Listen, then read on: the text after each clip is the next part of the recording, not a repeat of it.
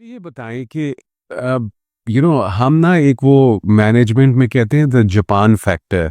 Japanese जो लोग हैं ना वो कोई आम लोग नहीं है। They very different people, there highly disciplined, hard working, सब कुछ है।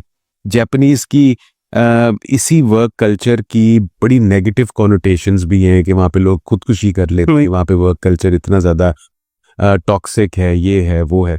बट मुझे आप बताएं कि जब आप पाकिस्तान से जा रहे थे यहाँ पे, तो टिपिकली आप लाहौर से हैं, तो लाहौर का एक टिपिकल एक कल्चर है। हमारे लिए दिन का आगाज खाना है, रात का इख्तिताम खाना है।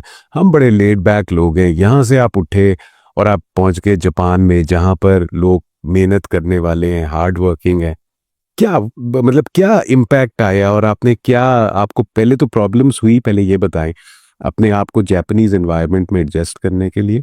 मैं इसमें आपको बताऊं कि वहाँ का कल्चर, शुरू शुरू में मुझे प्रॉब्लम्स तो नो डाउट हुई थी।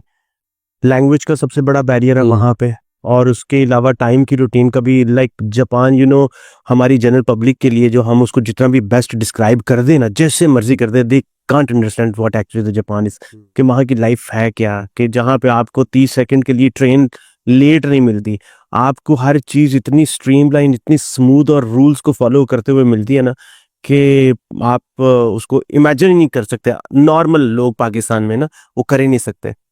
तो शुरू में मुश्किलात आई वहाँ पे, लैंग्वेज का बहुत बड़ा बैरियर था, मगर आहिस्ता आहिस्ता चीज़ें जो है ना वो बड़ी ऐसे बेस्ट हो गई। आप ऐसा कह लें कि जापान ने एक बड़े अनपढ़ और एक मतलब खराब से बंदे को वहाँ पे ऐसा सीधा कर दिया कि वो हर चीज़, उसके खून में चीज़ें शामिल हो गई। वो ट्रैफिक रूल्स हो, वो सफाई सुथराई हो, क्लीननेस हो, कुछ भी हो, और सिटी ऑफिस का हो, कुछ भी हो, पढ़ाई का हो, हर चीज वो इतना रिफाइन हो गया ना कि वो खून में इस तरह से शामिल हो गया। अभी पाकिस्तान में रहने के बावजूद वो चीजें ना मेरे अभी भी वो मतलब जिंदगी का हिस्सा बन चुकी हैं। और आपने कहा कि toxic culture, it's something different, it's about the work ethics. Toxic is something, मैं ये समझ रहा हूँ कि अगर आप टॉक्सिक कहते हैं तो आप कहते हैं शायद वहां पे लेग पुलिंग हो रही है, कुछ इस तरह से चीज। ऐसा नहीं है। हर बंदे की जिंदगी का मकसद बस ये है कि मैंने बेस्ट करना है। मैंने अपना जो कमिटमेंट मेरी जॉब के साथ, एम्प्लॉयर के साथ है ना, मैंने वो बेस्ट करना है। आई स्टिल रिमेंबर कि मैं एक दफा यूनिवर्सिटी में था अपने हॉस्टल में, तो वहाँ पे एक उसका नाम मुझे यूकी सान, तो वो वहाँ पे हॉस्टल के ऑफिस में थी। तो ऑफिस टाइमिंग चेंज हो गई, 9 to 5 थी, मगर आई डोंट नो कि वो एक्सटेंड कर दिया 1 घंटा उन्होंने ना, 5 से 6 बजे का कर दिया। तो मैंने उससे पूछा कि मतलब आपको कोई एक्स्ट्रा पे मिलेगी, एक्स्ट्रा कुछ मिलेगा? उसने, और 1 घंटा एक्स्ट्रा बैठना ना, मेरे ख्याल से विंटर्स का था, किस तरह से कुछ वेदर की वजह। तो उसने कहा नहीं, मुझे एक्स्ट्रा पे नहीं मिलेगी। मगर उसकी कंटेंटमेंट, उसकी सेटिस्फेक्शन, उसके अंदर वो चीज थी। उसने मुझे मतलब कह दिया कि ये वाली चीजें जो है ना मेरी, हमारी मतलब खून में शामिल कर दी गई हैं कि हमने बेस्ट परफॉर्म करना है।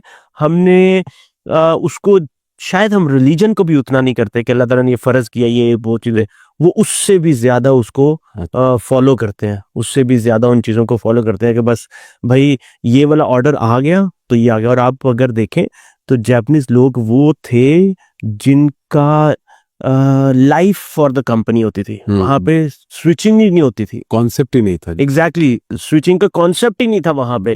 ये तो अभी अभी भी वहां पे मेजोरिटी आप देखेंगे ना, आपको वही लोग मिलेंगे कि जो स्विचिंग के ऊपर फोकस ही नहीं करते। यूथ कर रही है ठीक है, मगर आप एक दफा जॉब हुई, वो हर चीज उस कंपनी के साथ ही, डेडिकेशन, हार्ड वर्क, हर चीज उनके लिए है। सही बात है। वो क्या लाश निकलनी है या? एग्जैक्टली, ये बिल्कुल बात सही है। वहां पे इसी तरह से कोई ऐसा चक्कर ही नहीं है कि आप वहां से, और ये उनकी कमिटमेंट है। अब वहां पे बिल्कुल ठीक है, सुसाइड्स होती हैं सब। अब देखें हर जगह 100% पॉजिटिव तो आपको मिलता नहीं है, अच्छाइयां भी मिलेंगी, बुराइयां भी मिलेंगी। व्हाट मैटर्स कि इंसान उससे अच्छी चीज लेता है कि गंदी चीज लेता है। नहीं, दैट्स ट्रू। पहले मैं और भी कुछ जापान से रिलेटेड कुछ चीजें पूछना चाहूंगा आपसे, लेकिन उससे पहले मुझे ये बताएं कि आप कहाँ पर थे जापान में? टोक्यो में? मैं था सेंडाई में। That is around 375 kilometres on the north from Tokyo. Okay. Sendai, जहाँ पे 2011 में सुनामी आया था ना, वहां पे मैं रहा। अच्छा, मेरा वक्त गुजरा।